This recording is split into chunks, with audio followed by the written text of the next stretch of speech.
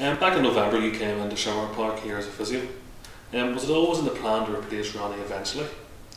No, to be honest, it wasn't. I think the way that it worked out was there was talk about, obviously Glentoran was mentioned, and at that stage they were looking for a manager, and I was one of the names mentioned. But I was actually over at a game here, and within the game I was doing a talk at half time. So after that, then I'd met Ronnie, and Ronnie had said that the physio was no longer there, and if I wanted to get involved, and because it was fairly local, I thought to myself, well, I think at this minute in time it suits me better. Now that's not to say that I always wanted to get into management, at as high a level as I could, but at that stage it was basically just an opportunity really to get into, to get back involved in the game generally. Then obviously in March, Ronnie McFall resigned. Was that a big shock to you at the time? It was, yeah. I mean, Ronnie didn't say anything really to anybody, certainly within the staff at that time, but Ronnie's his own man, and that's perfectly fine. It was only really that evening then that it came out that he had stepped down then, so it was a shock, and I phoned him on the Monday just to, obviously to wish him well in what he was doing. Yeah. After then, did you know straight away that you wanted to step up and be that man that took charge? Yeah, I mean, I think that certainly from the jobs that I'd had before, whether it be with Newry City and even with Monaghan, it was almost it was a transition anyway. So that was a transition that I wanted, and it came, obviously the circumstances, with Ronnie stepping down, it was up to the club to make a decision, and I was in there and I had finished my pro licence as well, so I suppose that's a part of what you need to be managing at this level. All good timing. Yeah. How did bringing Vinnie Orkins on board all come along? I mean, I've known Vinnie since playing alongside him. Now, I hadn't seen Vinnie for a while, but whenever he did, there were people throughout the club that said that Vinnie would maybe be interested in getting involved in some capacity. So I didn't hesitate in picking up the phone to him. Myself and Vinnie always got on well, and he's a good character to have about. So that was just a matter of picking up the phone, and that was it. Obviously in the early stages you were openly critical of the fitness within the squad. I mean, was the motivation also an issue at the time as well? The motivation, I suppose, yeah. I mean, it's always difficult when you have lads probably that are leaving, have already signed pre-contracts, and some lads maybe are thinking about down in tools now. So it is difficult. But that said, there were certain players in particular that I have to say really dug in, and the last game of the season, you could see the effort that was made there. But even before that, there were certain lads, like I have to, I cannot question, the likes of Michael Galt, who for that period of time really dug in for me as a caretaker manager, really. How tough was the initial period, and was it hard to win over the backing of the players early on? I think that it would have been difficult for anybody to get the backing of the players at that stage. I don't necessarily blame the players. I just think there was an awful lot of upheaval there, and sometimes when there's upheaval, then the motivation for anybody, is difficult. And that's why sometimes it's that we change. But they still had this inkling that it was still, there's still a caretaker role. So really, there's still not that security. Nobody's sure. So that was probably difficult. Obviously we got our way at the end of the season before winning our last two games to stay up. Did winning those matches help you win some minds? Well, it may have, but that was no concern of me. I mean, I always had the belief that there was enough in that changing room to get the result that was needed to stay up. I knew it would be difficult, and Ronnie had said to me before, even when he left, that he thought the players were going to struggle to stay up. But I looked around the changing room that first Monday or Tuesday night that I came in, and I thought there was enough, to at least stay in the division, and then it was a matter after that of working hard and building a new group really. Obviously, it's been a turbulent off season away from the pitch. How have you dealt with that yourself? Really, I've just got on with it, but behind the scenes, and I just like to get on with things quietly, and with having, we've got Vinny in, and Vinny has contacts down south, but I had plenty of contacts down south as well through my time at Monaghan United. So really, it was just making those contacts and speaking to people and trying to slowly build. It's okay probably for clubs at the higher end and maybe without the constraints that we had. So I had to probably dig a little bit deeper really to get to that stage.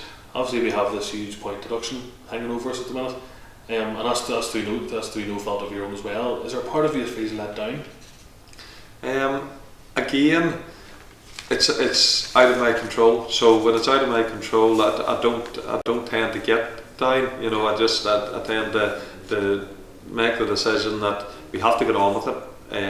We have to look at ways of dragging those 12 points back. So it's sort of short-term, medium and long-term measures in order to do that. So I don't tend to feel sorry for myself when it comes to things like that. It was outside my control. There's a section of the support that has been critical of the board here and how the club's been ran. What has your experience of the board been and how the club's been ran behind the scenes? Look, it's I think it's transition for everybody really. I think what's very important, and I have said, to both the board and the people generally, it's a matter of building bridges of everybody working together for a common goal, which is really to improve standards, improve performances, and to improve the club as a whole really. Obviously, we can't say in pros, we're stuck on our amateurs as well. Do you look at that as an opportunity to create a different ethos at the club, being about younger, hungrier players? Yeah, I mean, and you'd say usually with younger players, the one thing that you tend to find is they're more impressionable. So you can tend to, with your ethos, you tend to get that to them better. Sometimes with more experienced players, they've their set values, they have their set ideas. So it's a matter of trying to get everybody to buy into it. But certainly, I've told the lads from day one, what I expect, and we just expect an honest shift, and when we don't have the ball, to be aggressive and winning it back. When we do have the ball, to have aggressive runners when we're doing it. So really, it's fairly traditional values. It's just about basic hard work. How big a job has this been so far? It's been a job. There's no doubt that it's been a testing job. There's been things that have probably cropped up that I didn't know about, but look, it is what it is. You have to get on with it. The one thing I would say, and I was really pleased, especially on Tuesday night after the Harn and Wolf Welders game. There was a big shift put in by the players. They did what was asked of them. We've got a good competitive group now. So I think we're probably there's a bit more strength and depth. So if lads aren't doing their job, that there's somebody to come in and put pressure on them. And I think that's important. Healthy competition's important. So that's where we want to get to. So there'll be obstacles along the way. I'm pretty sure of that. But there are obstacles that as long as everybody works together, then we can overcome them, I think. Realistically, have you had much of a break all summer? No, very, very little. Now, I did actually.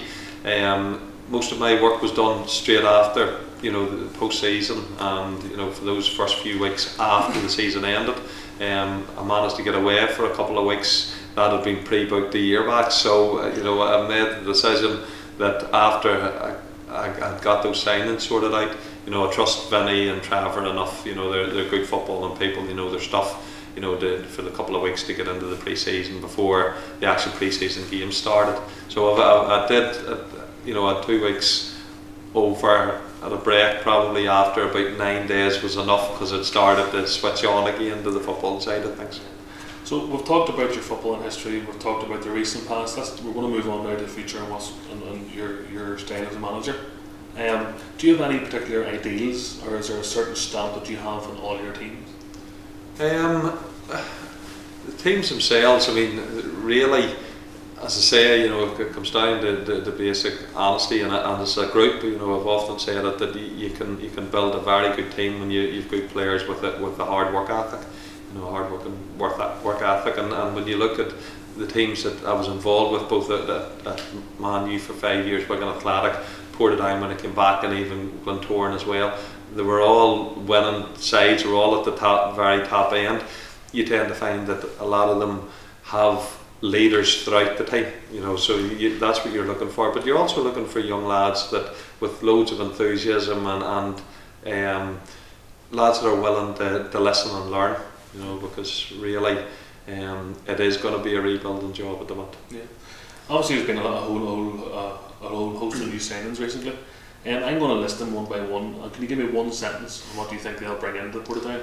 I'll give it a go. Yeah, well, we'll start on that. Chris McGibbon. Well, Chris has come in, and really he's going to be competition for David, you know, healthy competition. Adam Rogers. Adam Rogers, tough tackling fullback, who, you know, again will make the competition for places very healthy. Ben Murdoch. Ben is young and learning the game, but will have ideal centre halves to learn off in Gary Breen and Cian O'Mara. Brendan Shannon. Brendan, a leader who has been out of the top league, and, you know, probably doesn't deserve to have been, you know, and has started off very well for us. Kieran Doherty. Kieran is, you know, is a talented player who goes past players, you know, from midfield and can do things, you know, in an attacking sense. Niall Henderson. Niall's range of passing is really good, and he, you know, he gets things ticking within the midfield area. Owen Kerwin. Owen, loads of energy and great feet, and you know, can beat men easily. Aaron Hart. Aaron has all the potential in the world, and I just want him to realise it, because he when the ball comes up to his feet, he's as good as anybody when he wants to be, and if he can work hard enough to switch on at all times, then he'll become a really good player. Sam Simpson. Sam, a sort of traditional winger, who wants to beat a player, who's happy to beat a player inside and out, you know, and again has a willingness to run. Stephen Hughes. One of my signings at Newry, and just a live wire, you know, in either a midfield hole area or right up top. He just makes things happen. Okay. At Portadown, our youth teams have been getting stronger and stronger. There seems to be more and more young players ready to make a step up. Is that something you want to see continue?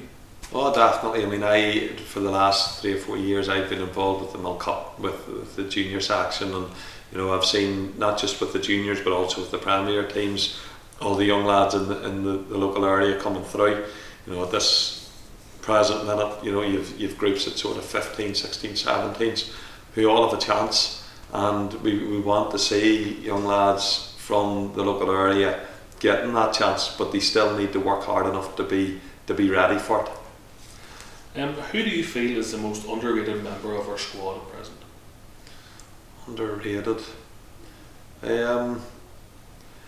I wouldn't say underrated, but I would say probably taken for granted would be Keith O'Hara. You know, Keith is such a great character, not just on the pitch but off it as well. You know, I mean, I think he does all the right things. I think he says all the right things to the younger lads. I think he's a tremendous leader in that he leads, but leads by example. You know, there are leaders who, you know, you will hear them, but and Keith does say his bit, but he more leads by example. So I would say Keith. Is there any particular young player that you think is ready to make an impact at some stage this season that hasn't done so yet? Certainly there's a couple of lads that would look at. I would say Luke Wilson. Luke was sort of involved not within the squad, but sort of on the periphery of things towards the end of the season. I think if Luke, focuses himself and wants to drive on, then he can certainly feature and be a part of the first team plans as it moves on. There's 3 or 4 others that are maybe sort of sitting at 15s and 16s that again have that potential in the next year to do that. But I would say probably Luke Wilson. The other one, Zach Wilson was in the squads last season towards the end. Those are the types of lads. You had Nathaniel in last year. Nathaniel did really well to come in as a 17-year-old kid and score a couple of goals as well. So that's the chances that they'll get. I'm not a big one. Not that you like to give senior players, especially players that have did well in the game, their place. But reputations count for nothing if you're not doing it every week. So that's why the younger lads, I think they understand that they will get the chances if they look at towards the end of last season.